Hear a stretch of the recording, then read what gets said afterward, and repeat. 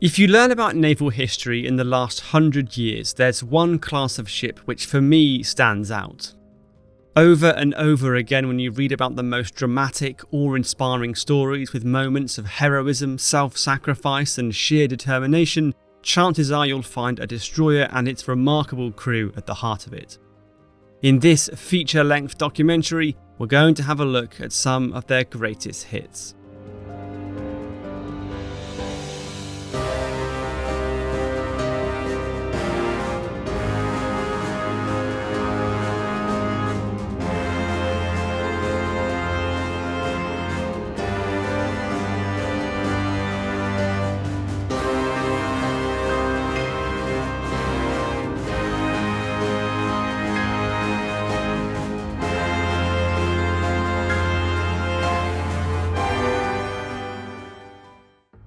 Before we start, I want to say a massive thank you to the Historigraph patrons for making this and every video on the channel possible.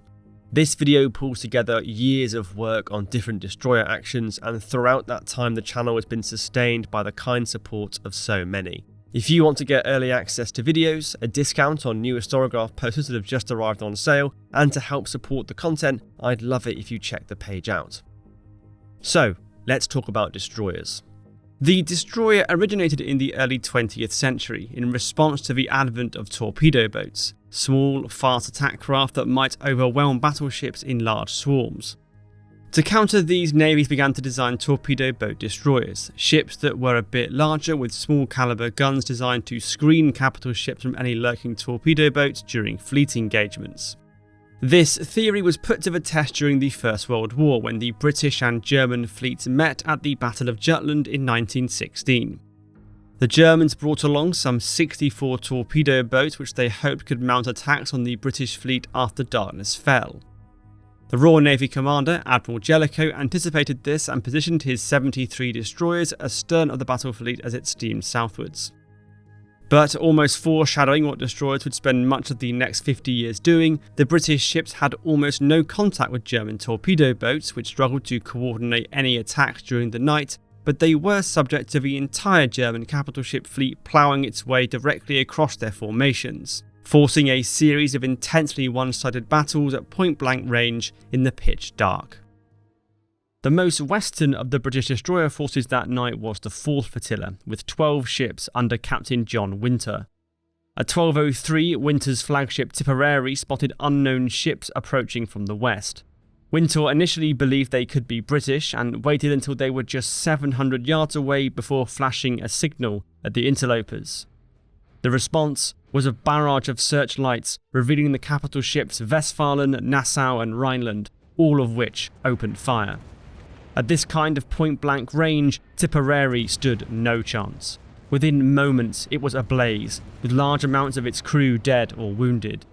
The other destroyers of 4 Flotilla had to swerve to avoid their burning leader, firing away with their 4-inch guns against the superstructure of the approaching battleships.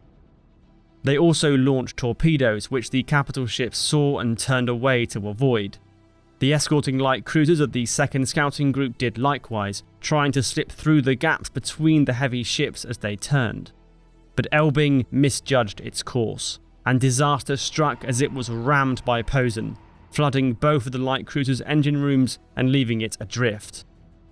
Seeing the front of his line turning south, Admiral Scheer was quick to signal Westfalen and tell it in no uncertain terms to get back on their original course, torpedoes or no torpedoes. The German admiral knew that nothing could be allowed to delay his fleet's progress even for a moment, or they risked disaster. As the capital ships turned back, the destroyer HMS Spitfire appeared, trying to reach the blazing wreck of Tipperary to rescue survivors. Spotted at point-blank range with no time to avoid any further torpedoes, the 20,000-ton battleship Nassau turned sharply out of line and rammed the 1,000-ton Spitfire, before firing its main guns and blowing away much of the destroyer's superstructure. Spitfire slid away to stern and soon vanished into the night, but remarkably did not sink and made it eventually all the way back to port in the UK. With the battleships now again steering to the southeast, it was not long before they again ran into the 4th Flotilla, which had now reformed behind HMS Broke. At 12:40, Broke spotted the shadows of heavy ships moving across them from the west. Just like Tipperary before him, Broke's captain was uncertain whether or not these were British or German. A signal was flashed, and the response, as before, was a barrage of fire at less than 1,000 yards by German cruisers and battleships.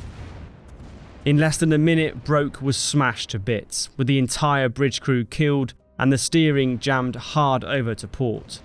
Immediately behind it, Sparrowhawk swerved but was unable to avoid the out-of-control destroyer, which rammed it at high speed. The collision was so violent it threw 23 men onto Broke's deck from Sparrowhawk and locked the two ships together. Both ships then believed they were sinking and began to evacuate to each other before a completely unsighted HMS Contest appeared and was unable to avoid the ships in front of it. The newcomer sliced into Sparrowhawk's stern, cutting it clean off before staggering away to the south. Behind this group, a series of destroyers had done their best against the German ships, managing to hit and severely damage the cruiser Rostock and force the battleships away again with torpedoes. Scheer dispatched another terse signal from his flagship in the middle of the line, ordering the ships at the front once again to maintain the course. Compelled to turn again back to the southeast, the battleships soon ploughed again into the remnants of 4th Flotilla. In a further engagement at very close range, the destroyer Fortune was sunk before the arrival of an unknown ship in between the two sides. It was the British cruiser Black Prince, which had separated from other ships in its formation some hours ago in the chaos of battle, and was trying to make its way back to the British fleet. Her crew spotted the outlines of heavy ships around 1 AM, and believing it to be the rear of the Grand Fleet, moved to take up station alongside it. It was spotted by Thuringen and Nassau, and when the ship failed to respond to a German signal, searchlights were snapped on and the Black Prince was blown away at point-blank range in a matter of minutes.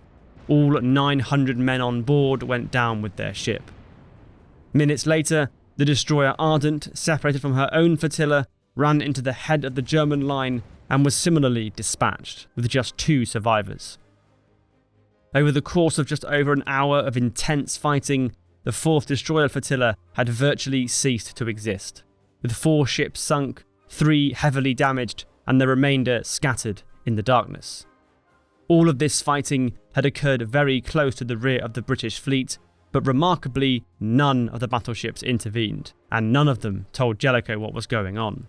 And so the destroyers were left to face battleships 20 times their size, alone. After cutting through 4th Flotilla, the German battle fleet continued on its southeasterly course towards the Horn's Reef. At 2 AM, they approached unseen a group of 5 destroyers led by Commander Goldsmith in Lydiard, who believed that the ships firing at 4th Flotilla had in fact been British, and this had been a tragic friendly fire incident. He therefore increased his speed and decided to take his flotilla across the bows of the approaching ships, which he believed to be led by Barham, and take up station on their starboard side as had been instructed. What Goldsmith didn't know though was that his line of 5 had in fact grown to 12, as stragglers from other flotillas had followed on behind his ships in all the chaos.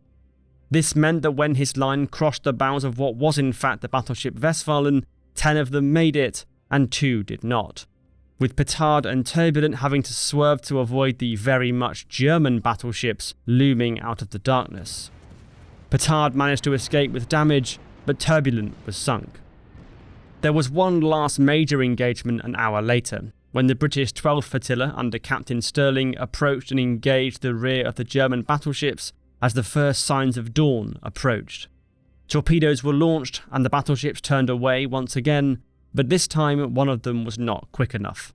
One torpedo struck the pre-dreadnought Pommern, causing a detonation of the ship's magazine in a huge explosion that claimed the ship and all 840 of her crew. The night battle at Jutland was the archetypal compelling destroyer battle, chaotic, fought against the odds, and filled with bravery in the face of terrifying situations on both sides.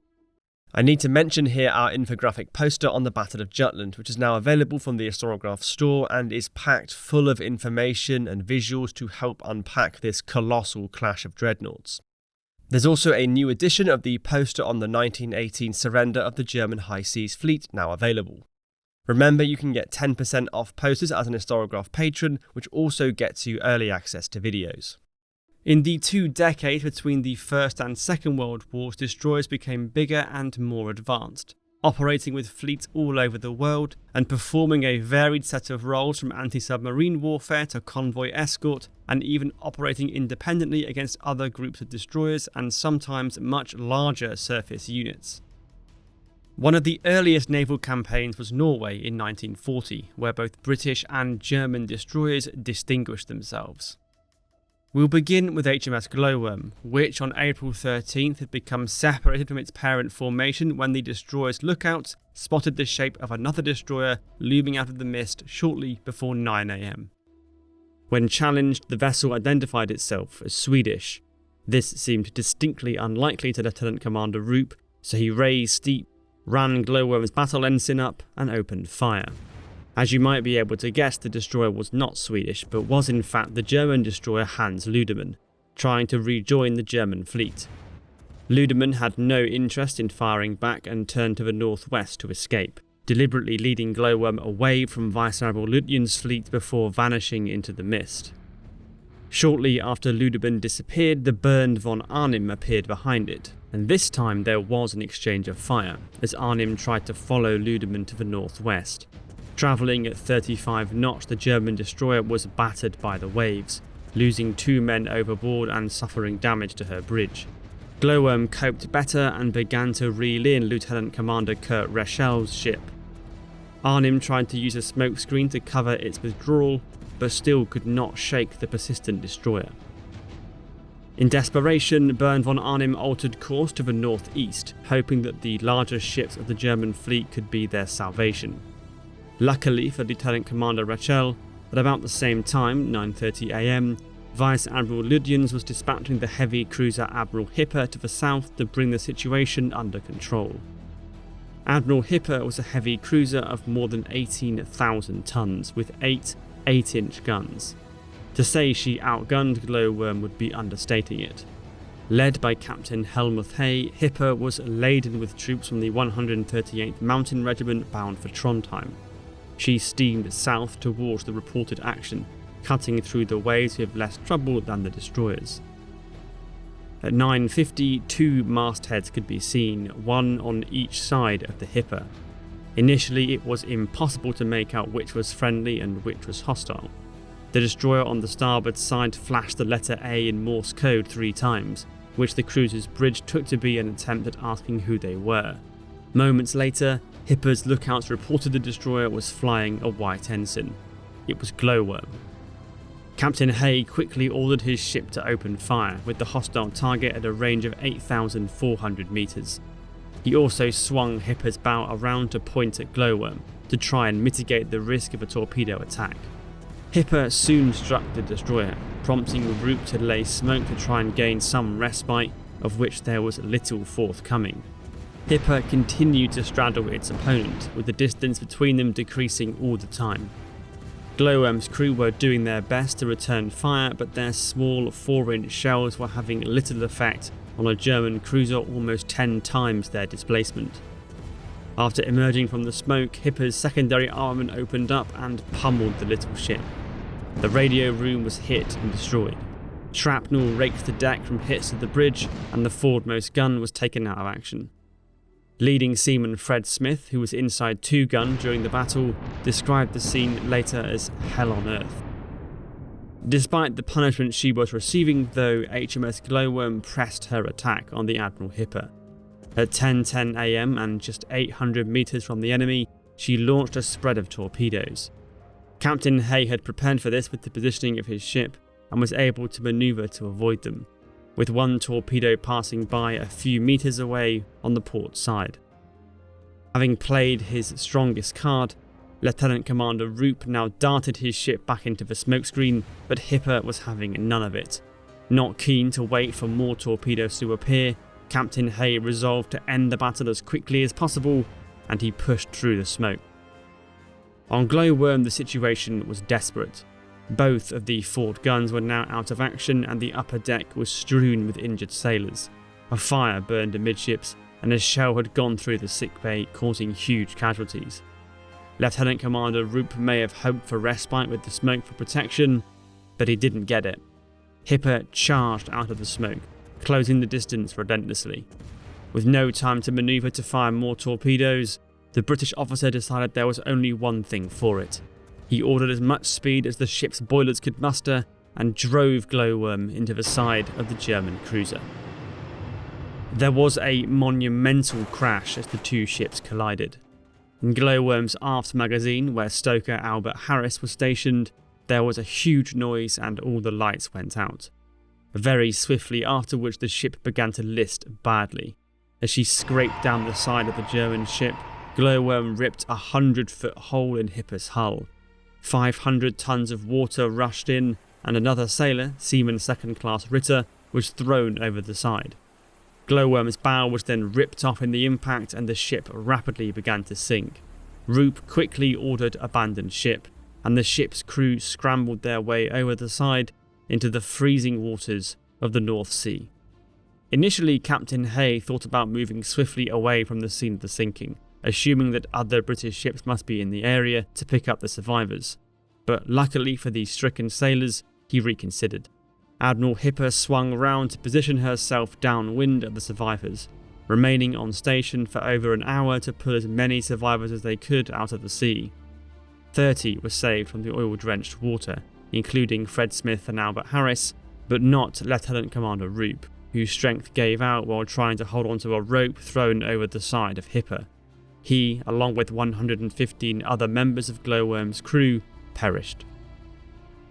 By all accounts, Gerard Broadmead Roop's leadership of his crew during this action was exemplary, leading his men from the front against impossible odds to the very last. Both Albert Harris and Fred Smith, when interviewed by the Imperial War Museum in the 1990s, described him as an extremely brave man. Harris went on to say that Roop was a true blue naval man and a destroyer captain. They were death or glory boys, destroyer captains. On the fight and the eventual ramming, Harris said, "We were all for it. Whatever he did, we were there." Despite this, for a long time there was no acknowledgement of Roop's gallantry, and indeed that of the whole crew. After all, Glowworm had sunk with no British witnesses who weren't in captivity, so there was little information about the exact circumstances of her demise. But then something extraordinary happened.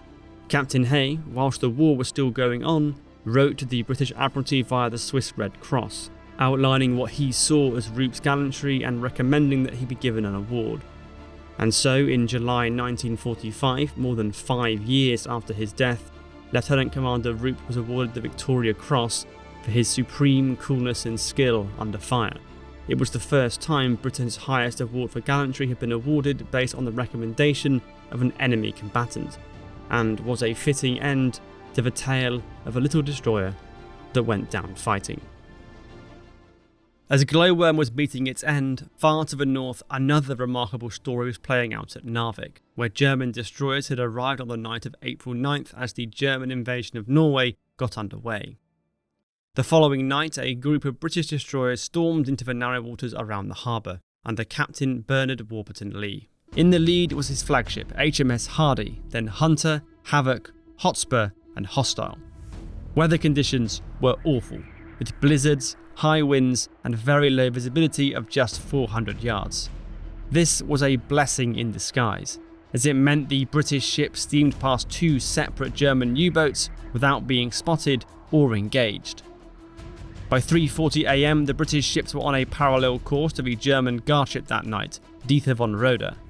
The German ship was returning to harbour and was scarcely more than a mile north of Hardy, but neither side had any idea the other was there. Commodore Bonte's force of destroyers was not expecting an attack, and the Germans were in the middle of refuelling. It was a task that was progressing slower than hoped, as one of the 2 fuel tankers assigned to Narvik had been sunk on its way north, and the other had a low pumping capacity. In the harbour, Hans Ludemann and Hermann Kühne were in the middle of refuelling, with Anton Schmidt awaiting its turn and Wilhelm Heidkamp having recently finished. Elsewhere, 3 destroyers, Wolfgang Zenker, Erich Kölner and Erich Gieser, were anchored in the Harjangsfjord to the north. Georg Thiele and Bernd von Arnim were in Balingen Bay, 8 miles southwest of Narvik. Commodore Bonte was asleep in his cabin, as Dieter von Roeder returned to harbour after its patrol at 4:25 am. Hans Ludemann was supposed to replace von Roeder as guardship, but was still refuelling, leaving the German flotilla without any eyes outside the harbour. At almost that exact moment, as the snow started to clear and the sky began to lighten with the first signs of dawn, the British ships arrived. Commander Warburton Lee made his first attack run with 3 ships. The bay ahead was crowded with vessels, more than 20 of them merchant ships trapped there following the German invasion the previous day. Hardy's crew picked out the silhouette of 2 German destroyers at the far end of the bay and fired 3 torpedoes. One of these struck a merchant ship and one the Wilhelm Heidkamp, Bonte's flagship. It struck the destroyer's magazine and there was a huge explosion. 80 German sailors, including Bonte, were killed almost instantly, and Heidkamp was destroyed. Hardy turned hard to port and, spotting Dieter von Roeder to its east, loosed 4 more torpedoes and opened fire with its guns. As Roeder had its stern facing the British, these torpedoes missed, striking a jetty used for loading iron ore on the shoreline.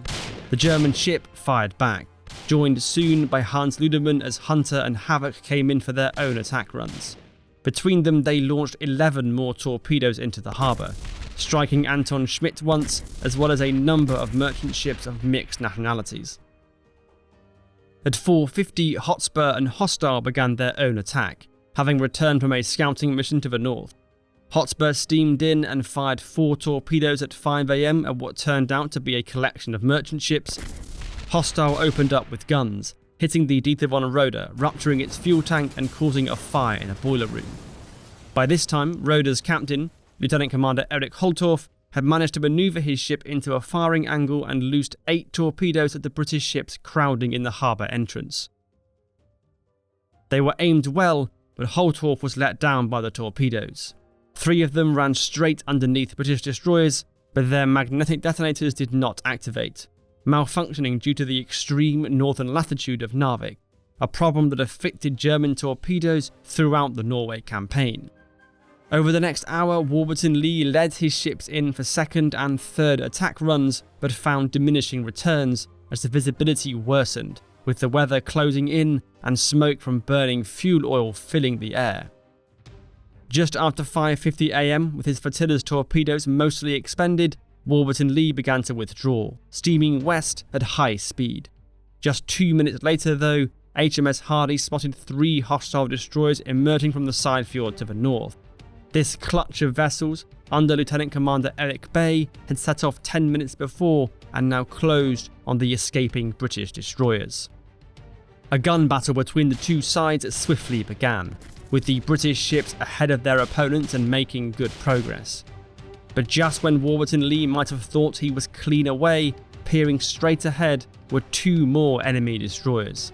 This was Georg Thiele and Bernd von Arnim, which had emerged from the south to find themselves in the perfect firing position onto the British line. They wasted no time. A hail of fire from the 2 ships rained down on Hardy, who could only reply with her forward gun. Warburton Lee turned sharply to port to allow his rear guns to fire, but the weight of German shell was too great. At 5:56 am, a shell burst directly on Hardy's bridge, killing most of the officers there and mortally wounding the British commander. Hardy's steering gear was wrecked and the destroyer slew towards the shoreline, grounding itself shortly afterwards. With Hardy out of the picture, the German ships switched their fire to Havoc and Hostile. With the range now widening, they did not score any major hits. Georg and Bernd von Arnim now steered round to the west, engaging the British in a renewed gunnery duel.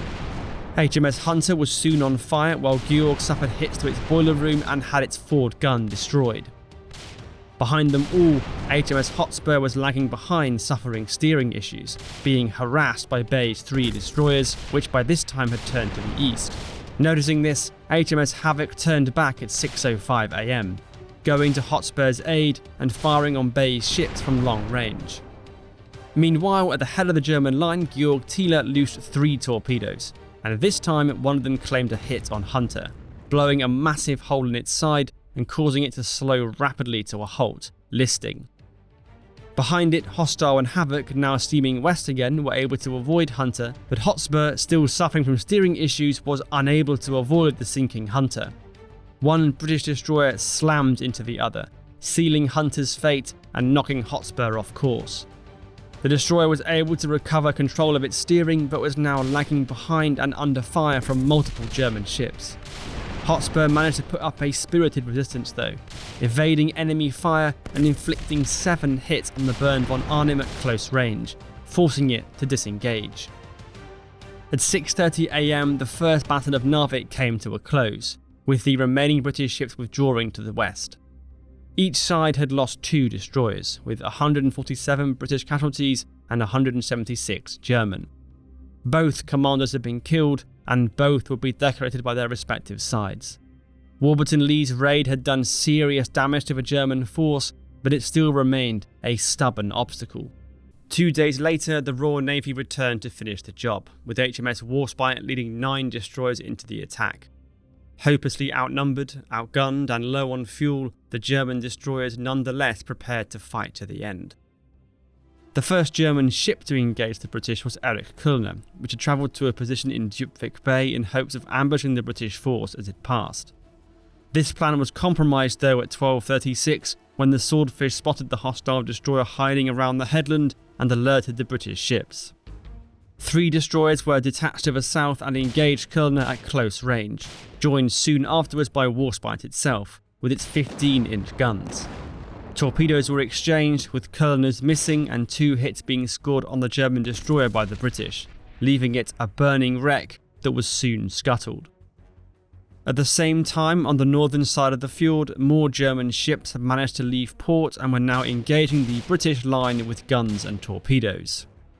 No hits were scored on either side, but when Warspite straddled Bern von Arnim, the German flotilla began to retreat northwards. As they did so, over the hills to the west came 10 Swordfish on the carrier HMS Furious offshore in a torpedo attack. The German ships all took evasive action and managed to avoid any hits while shooting down 2 of the attacking aircraft. As the sortie subsided, Bern von Arnim and Georg Thiele dashed southwards and fired their remaining torpedoes at the British ships, all of which missed, except for one which ran straight underneath HMS Cossack without exploding, as German torpedoes continued to malfunction in the high Norwegian latitudes. By now, Bern von Arnim and Wolfgang Zenker had both run out of shells, so were ordered to retreat east into the Rombax fjord to be scuttled. Their progress was covered by Hans Ludemann and Georg Thiele, who both made smoke to keep the British ships at bay. Hermann Kühne meanwhile became separated and pushed north, pursued by the destroyers HMS Eskimo and Forester. With nowhere to go, Kühne grounded itself on the shores of the fjord and the crew abandoned ship after setting demolition charges. Eskimo fired a torpedo at the wreck and set off the scuttling charges, destroying it. Meanwhile, to the south, 2 German destroyers were still around the harbour. Erich Gieser had suffered engine troubles and was stuck moving slowly just outside the harbour entrance, while Dieter von Roeder hadn't even started moving yet. The 3 British destroyers that had sunk Erich Kullner now approached from the south, exchanging fire and torpedoes. Multiple hits were scored on Punjabi by the German ships, destroying its fire control room and damaging its engines. At 2:05 PM, Erich Gieser finally got its engines working again and steamed forwards, charging toward the wounded Punjabi and firing 4 torpedoes.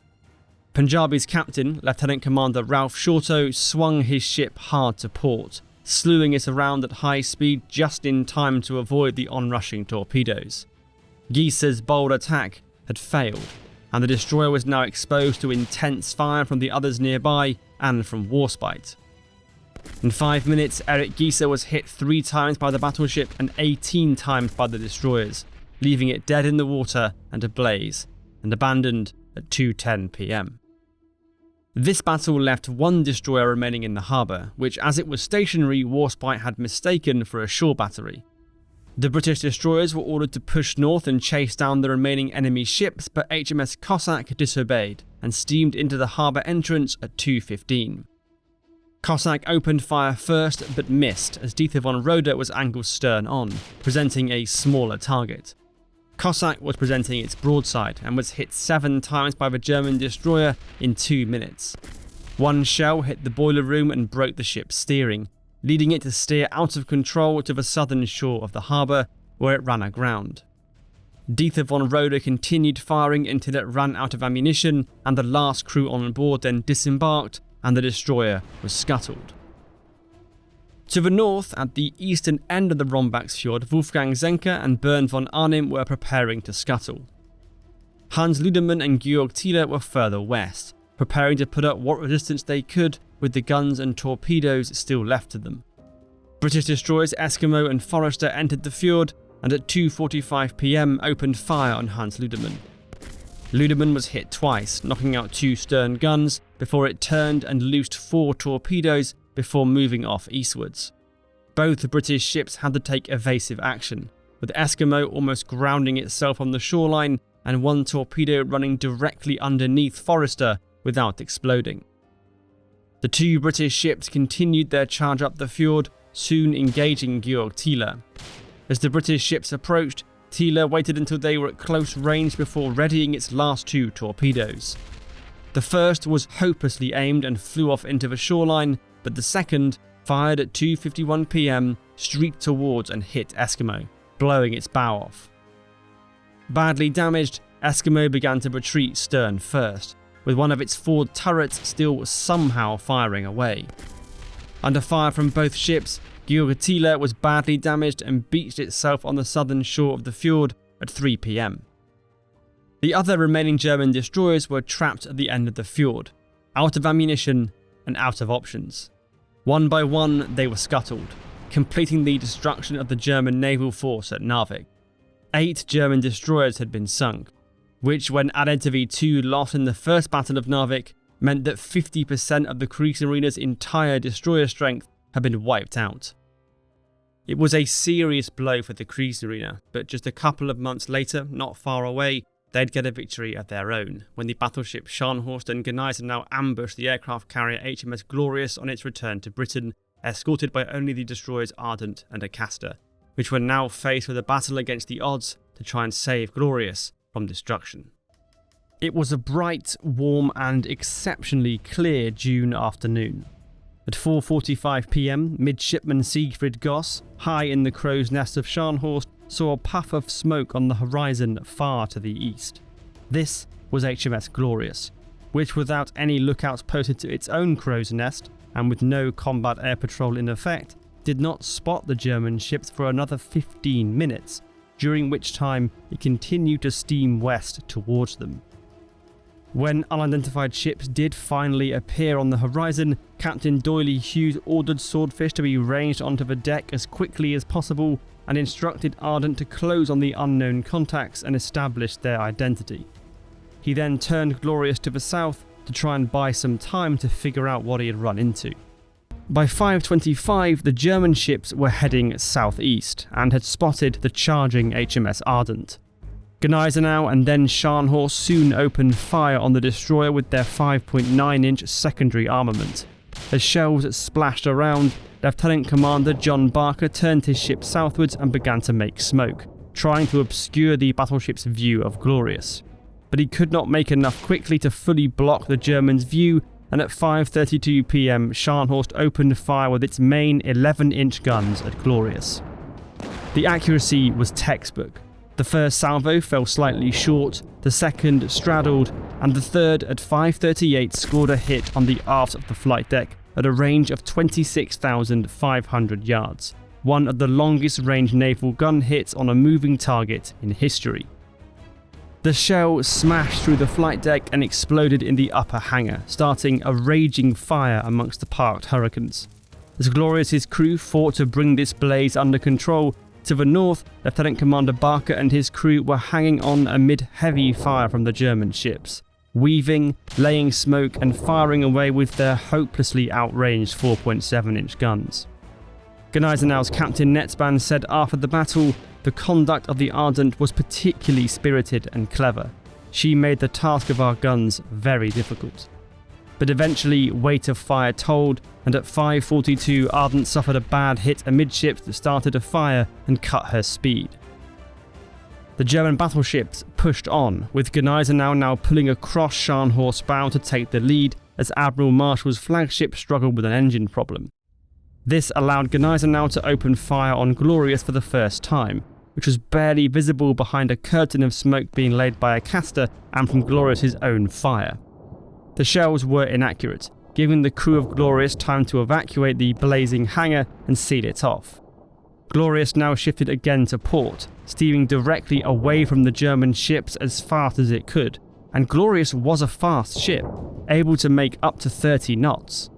At this stage there was still a chance that if the smokescreens held long enough for Glorious to get to top speed and put some distance between it and the German ships, it could escape. HMS Ardent was determined to do her part to make this a reality. Her crew launched torpedoes at 5:47 while steaming at the best speed they could for the smokescreen left by Acasta and Glorious to its south. The German battleships pursued, with Scharnhorst able to resume sporadic fire on Glorious at 5:50 as it appeared through the smoke, which was being blown eastwards by the wind. Gneisenau followed suit a few minutes later, and at 5:56 a second hit was scored on Glorious, this time striking the aircraft carrier's superstructure and demolishing the bridge in a colossal explosion. Almost every officer there was killed instantly, including Captain Doyley Hughes. Remarkably, the steering station directly below the bridge survived, although able seaman Bill Pascoe was now steering the ship from a new open-air position. With the death of the captain, Commander Arthur Lovell now commanded Glorious from his position in the lower conning tower deep within the ship.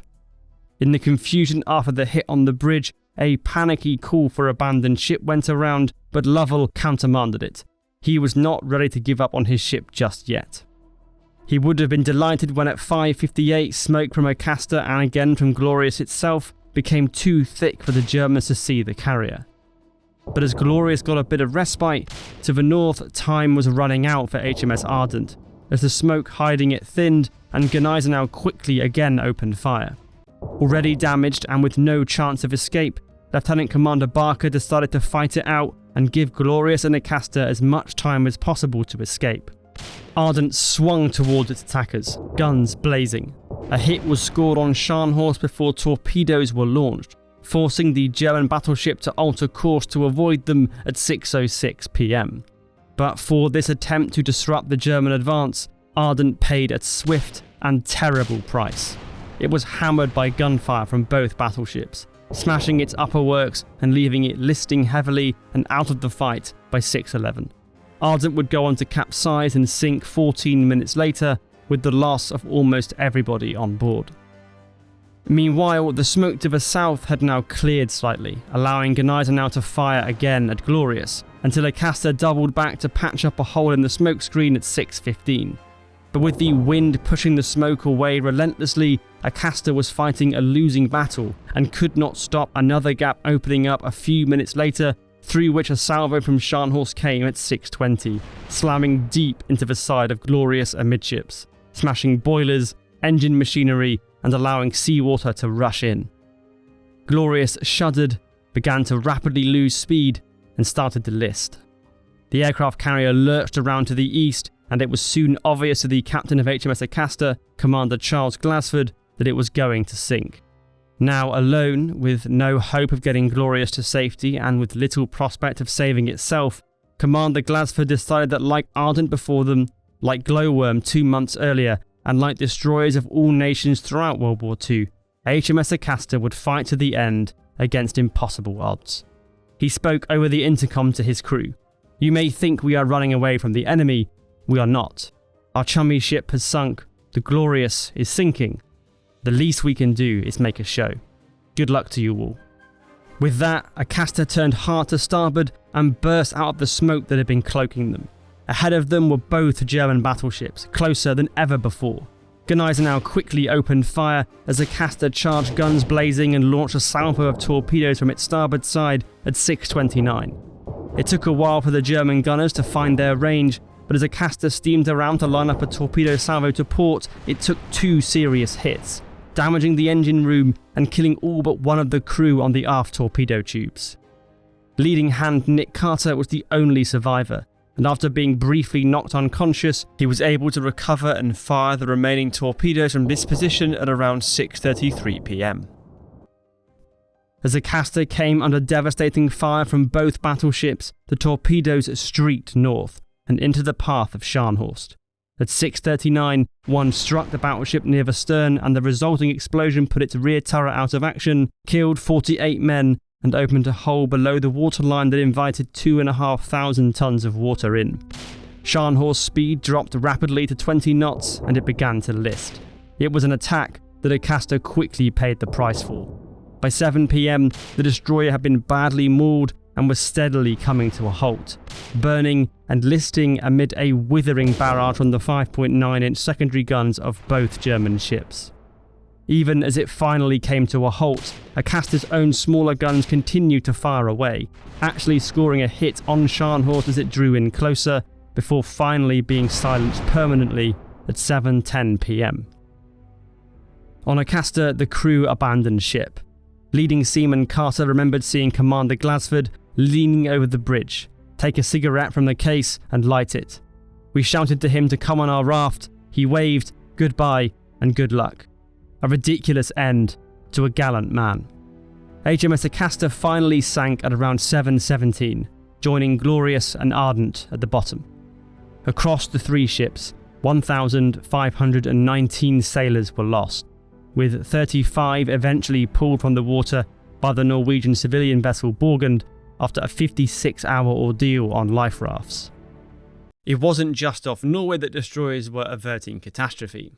In the Mediterranean, they made a vital contribution in all sorts of roles, and never more so than during the Operation Pedestal convoy in August 1942, when a group of destroyers and other small ships were almost single-handedly responsible for saving the island of Malta from defeat.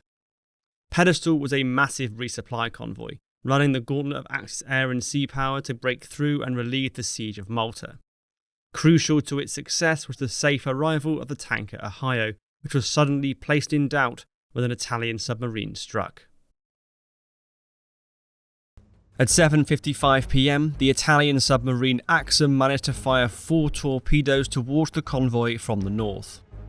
A few minutes later, in quick succession, the cruisers Nigeria and Cairo were struck, followed at 7:59 by Ohio. The torpedo blew a huge hole in the side and started a fire in the port fuel tanks.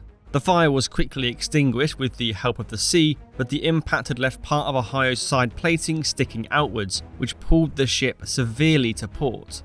To avoid ramming into any other ships in the convoy as it steamed now in a circle, Captain Mason ordered the engines to be stopped.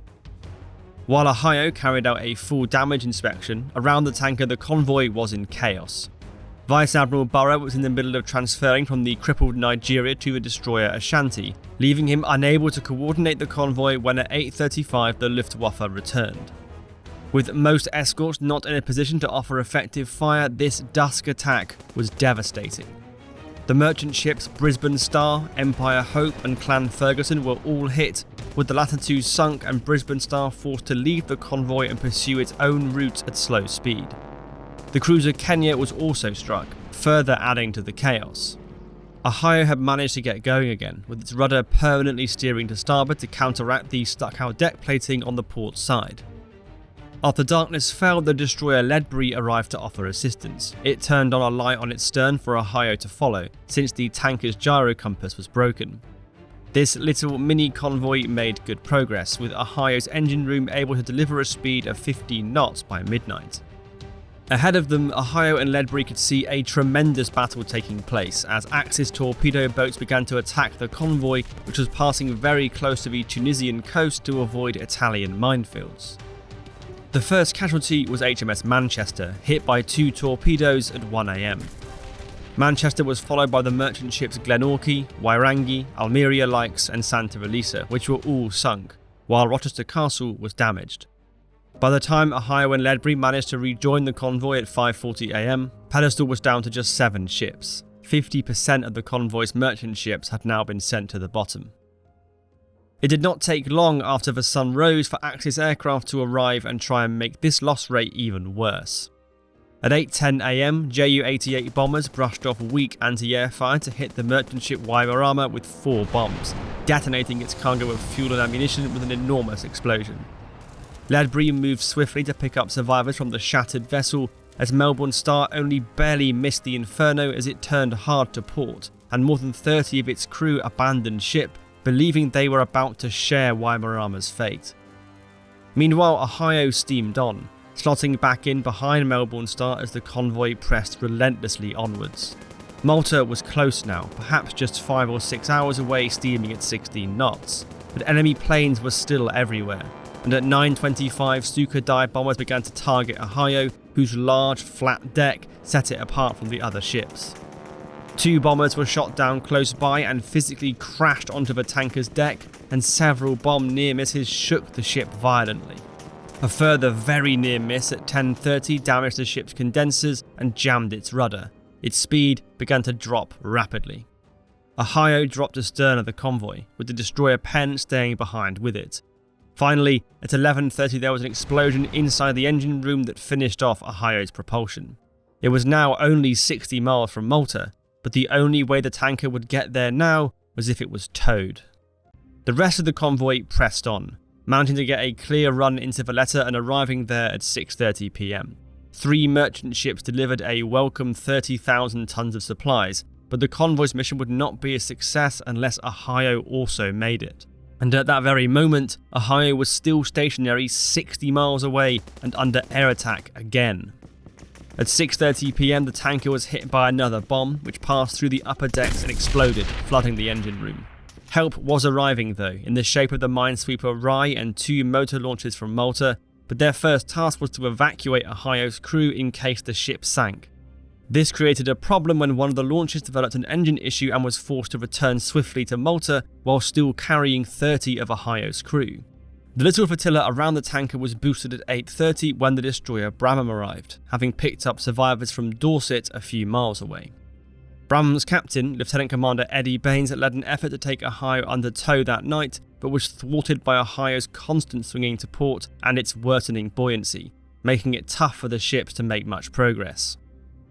By daylight on August 14th, Ledbury had arrived to rejoin Ohio. A new towing effort was organised, with Ohio now sitting so low in the water that it needed to have Penn and Ledbury lashed to each side to support it, as well as keep its course straight. At first light, the Ohio was reboarded, and because the tanker was missing a chunk of its crew now, the attending ships asked for volunteers from among the survivors of other sunk merchant ships that they were now carrying. Dozens of them volunteered, in what Ledbury's captain Roger Hill called the bravest act I had ever known. Among those boarding Ohio were crew from Santa Elisa, Deucalion, Melbourne Star, and most remarkably from Weimaraner, whose crew had already been blown up once. Third Officer Fred Larson from the American ship Santa Elisa volunteered, even though he had fallen so heavily abandoning his own ship that he had fractured his spine. With this makeshift crew on board the tanker, the ships began to inch forwards, until they were rudely interrupted again by German Stuka dive bombers. Tied together and unable to manoeuvre, this was a terrifying experience for the crews, merely praying that the bombs didn't find their marks. If Ohio's flammable cargo was hit and an explosion resulted, it would probably take all 4 ships with it. Crews fired away with anti-air fire as the aircraft streaked in. 1 aircraft was shot down, and mercifully no bomb hits were scored before Spitfires from Malta arrived overhead and drove the Stukas off. At 10:50, the Luftwaffe returned once more. A 1,000-pound bomb exploded just astern of Ohio, tearing off its rudder and inflicting more structural damage. Ohio was now sitting very low in the water and its keel was probably broken. Incredibly though, despite everything that had been thrown at it, Ohio was still afloat, with pumps on board working overtime to counteract the flooding. Even so, Ohio was sinking. It was just a matter of time before it went completely. After more failed towing arrangements, a solution was finally hit on with Bramham on the port side, Penn on the starboard, and Rye towing from ahead. They were finally able to move off at the breakneck speed of 5 knots, as enemy air attacks finally dried up. For the next 7 hours, this ragtag band of ships made consistent progress, closing to within sight of Malta by the time the sun dipped onto the horizon. The end was in sight. The only opposition Ohio faced now was Malta's own shore batteries, which opened fire on the group of ships around midnight. Frantic signalling from the escorts eventually silenced this fire, with mercifully no hits scored. Finally, after the sun was up on the morning of August 15th, 6 days after leaving Gibraltar and nearly 48 hours after it had been left dead in the water some 60 miles away, Ohio arrived in Grand Harbour, Valletta. It was sitting so low in the water by this point that you could have laid on deck and stuck your hand in the sea. Cheering crowds greeted the tanker, the arrival of which amounted to nothing less than the salvation of the island of Malta. By 9:30 the tanker was docked and it was being drained. Despite all that it had been through, only 1,705 tons of diesel and 464 tons of kerosene had been lost from its cargo. Its vital aviation fuel was intact. With the other 4 ships of Operation Pedestal that arrived at Malta, Ohio's arrival enabled the island to go on fighting, bolstered by more than 50,000 tons of supplies, and in fact go on the offensive against Axis supply lines to North Africa. By October, supplies sent to support the Africa Corps were suffering more than 40% loss rates, fatally weakening the Axis effort there, before Malta would then play a key role as the springboard for the Allied invasion of Italy in 1943. All of this was possible thanks to the Pedestal convoy managing to get through, and especially thanks to Ohio and her plucky escorts. Another theatre where destroyers came to the fore was in the Far East, especially during the campaigns in the Solomon Islands, where narrow waters in between small islands suited them down to the ground. As the Japanese tried to defend their positions, they were often resupplied by a fast column of destroyers that could make a round trip under the cover of darkness as what was known as the Tokyo Express. Led as they were by experienced and daring destroyer captains like Tamaichi Hara, the Americans struggled to prevent these supply runs. On August 1st, 1943, a column led by Hara easily fended off a mass torpedo boat attack to make a vital supply run into Villa on the island of Kolombangara, ramming and sinking a boat captained by young John F. Kennedy in the process. But a few days later, when the Japanese tried another supply run, the US changed their tactics. In response to the Japanese movements that day, 6 US destroyers were deployed into the Vella Gulf to intercept them. They were under the direction of Commander Frederick Moosbrugger, who led his own Destroyer Division 12 as well as Destroyer Division 15 under Commander Roger Simpson. Moosbrugger led his ships into the Gulf as night set in. At 9:33 p.m, radar on the leading US destroyer picked up contacts ahead at a range of 19,000 yards. The American commander continued northwards, determined to press home a different sort of attack to previous engagements. Rather than opening up at longer range with radar-assisted gunnery as had been done before with the light cruisers, Moosbrugger planned to get much closer, into the effective range of his own ship's torpedoes, banking that the Japanese, lacking radar, would be unable to see his ships until it was too late. To the north, at 9:40, Captain Hara on board Haguro was lagging now about 1,500 meters behind the third ship in the Japanese line, Kawakaze. Arashi and Haguro's flagship Hakakaze were further to the southeast. Hara ordered his ship's torpedo tubes and guns trained to the port side, fearful of US torpedo boats suddenly appearing from the open ocean. By this stage, though, the American destroyers were almost alongside the lead Japanese ship, and at 9:41, Commander Moosbrugger decided that they were close enough and gave the order for his division to make its attack. 22 torpedoes surged out of their tubes and streaked towards the Japanese line, which was still oblivious of the presence of their enemy. At the same time, Moosbrugger ordered Simpson to swing his division to the west, to cut across the front of the Japanese line and open fire with guns after the torpedoes had impacted. As the American ships manoeuvred, the seconds ticked down, until at 9:45, lookouts on the Japanese ships suddenly spotted torpedoes in the water, but far too late for their captains to do anything about it. The flagship Hakakaze was the first to be hit by 2 torpedoes, one of which disabled the ship's engine room. Behind her, Arashi was struck by 2 more, and Kawakaze by a single torpedo which went through the destroyer's magazine and caused a huge fire to break out on board. Haguro had more time to react because she had been trailing further behind, and Captain Haguro quickly swung his destroyer into a hard starboard turn and ordered 8 torpedoes fired in the direction of the American destroyers, which could now be discerned as black shapes a few thousand yards away. But even with more warning, Haguro only very narrowly escaped the fate of its 3 companions. 3 torpedoes missed narrowly to the south of the ship, 4 to the north, and 1 actually passed straight through Haguro's rudder without exploding. Once the destroyer had settled onto a northerly course, Haguro was able to assess the situation.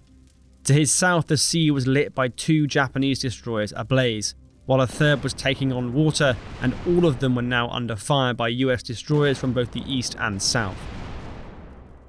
At 10:10 PM, Arashi's magazine ignited, causing a huge explosion and the immediate loss of the ship. Soon afterwards, the gunfire ceased, and Haguro was unable to raise any of the other ships on the radio. Reluctantly, Haguro decided to head back to Rabaul, mindful of his ship's damaged rudder and the 250 troops that were on board his ship as passengers. He signalled to announce his intentions and asked the Japanese base at Vella to attempt to rescue survivors from the other ships. It had been a costly defeat for the Japanese Navy. Of 700 crew and 820 troops on board these ships, only 310 survived. US casualties were nil. Captain Haguro called it one of the most astounding torpedo successes in history. Vella Gulf was the first night battle between destroyers won decisively by the US of the entire Pacific War so far. As the Second World War progressed, the experience of Allied and Axis destroyers diverged dramatically. In Europe, German and Italian destroyers would end up either sunk or stuck in harbour as the Allies took a vice-like grip on the seas in that part of the world. In the Pacific, Japanese destroyers were sunk in large numbers, terrorised by increasingly total Allied control of the air and sea. Things got so bad that even submarines led by the USS Harder began to attack destroyers, which traditionally were supposed to be the menace of submarines. Allied destroyers, on the other hand, were able to become bolder and more aggressive, typified by a charge of several hundred miles by 5 British destroyers in May 1945 to hunt down the cruiser Haguro. Haguro, meanwhile, had been warned by the Japanese outposts on the northern tip of Sumatra of the approach of Allied naval and air forces, and was not about to hang around to find out exactly what kind. The cruiser and her escort swung back round to the south and steamed for Singapore. The Allied forces set off in pursuit, with Captain Power's destroyers 130 miles from the enemy by 12:10 PM. They steadily closed the distance while Haguro was occupied with fending off air attacks by more Avengers through the afternoon. But as afternoon turned to evening, the destroyers turned southwards, following Haguro into the Malacca Strait and rearranging themselves into a single line abreast, keeping a keen eye out for their powerful opponent. At more than 15,000 tons fully loaded, Haguro displaced more than all 5 of Captain Power's destroyers combined, and with 10 8-inch and 8 5-inch guns, packed a much bigger punch. She was also a distinguished and experienced ship, having fought in battles including the Java Sea, the Battle of Midway and at Leyte Gulf. In a gun battle at any sort of range in daylight, Power's destroyer flotilla would barely stand a chance of getting close, let alone sinking Haguro. But the Japanese cruiser's Achilles heel was its speed. Once able to do 33 knots, years of war service without proper refit had left her boilers and turbines ailed, and only able to produce around 25 knots, slower than the British destroyers could do. And so the range between the two groups of ships slowly came down, until at 10:40 PM the radar on board HMS Venus detected a large contact to the northwest. Venus's bridge crew were initially skeptical of the contact, believing it to possibly be a cloud, but when the suspected cloud was seen to sharply alter course to the south at 11:32, it was clear that it was the Japanese warship they were after. Captain Power took his ships further south to cut Haguro off, and then at 12:15 AM turned north, spreading his ships into an attack formation with HMS Venus and Heroism as the most advanced ships on each side. A few miles away, steaming south, oblivious to the trap awaiting them, was the cruiser Haguro, with the escorting kamikaze trailing behind. The Japanese ships were pushing to reach the safety of Singapore, but had been slowed by the relative inexperience in these waters of her navigator, Commander Ota, who required a slower speed to be certain of avoiding minefields. As a result, Rear Admiral Hashimoto and Captain Sugiura had calculated that any pursuing force would catch up around 1 AM if they maintained the pursuit into the small hours. Despite knowing this, according to Lieutenant Commander Isamu Motora, the officer of the watch unaccountably failed to raise the alarm when Lookout spotted a line of destroyers approaching 9 miles away. It was not until 12:50 that the captain realised what was happening and took control of the ship, by which time the British destroyers were just 6,000 yards ahead and closing rapidly. Sugiura ordered a hard starboard turn and opened fire on the nearest destroyer on the port side, which was Heroism. The cruiser swung round but straight into the teeth of Venus on the opposite flank. The destroyer closed to 4,000 yards, lined itself up, and then promptly flunked its torpedo attack by having the incorrect angle set, which would have meant a certain miss. Unable to launch, Venus hauled away sharply to the west, trying to keep Haguro encircled. Seeing this, Sugiura assumed the enemy ship had launched torpedoes and began another hard turn to starboard, coming back round eventually to a southerly course, and now steaming straight for the oncoming Saumarez and Vigilant at the centre of the British formation. Kamikaze, meanwhile, in its attempts to keep up with Haguro's erratic manoeuvring, had ended up ahead of its companion, closing on Saumarez at a combined speed of almost 60 knots. Captain Power took evasive action and Saumarez raked the destroyer with anti-aircraft fire as it passed down its port side. The British ship tried to turn and engage the destroyer, but Kamikaze slipped away into the darkness. Meanwhile, the situation around Haguro was now totally chaotic, with the cruiser being assailed on almost all sides by hostile ships. At around 2:10, Saumarez and Heroism made near simultaneous attack runs on the north and southeast. Haguro concentrated its fire on Saumarez and blazed away with 8 and 5-inch shells, knocking out one of the destroyer's boiler rooms just as it was launching torpedoes. Meanwhile, at 1:14, Captain Douglas Bromley of Heroism fired a full salvo of 8 torpedoes, having been able to approach without receiving any fire before setting off to the northeast to try and cut off Haguro's escape. The oncoming torpedoes from Heroism were spotted on Haguro and an emergency turn to starboard was ordered, but it was too late, and the turn only carried it into the spread fired by Saumarez. 3 hits were observed, probably from a combination of Saumarez and Heroism's torpedoes. A large fire began at Haguro's stern, its speed dropped, and the cruiser began to list rapidly.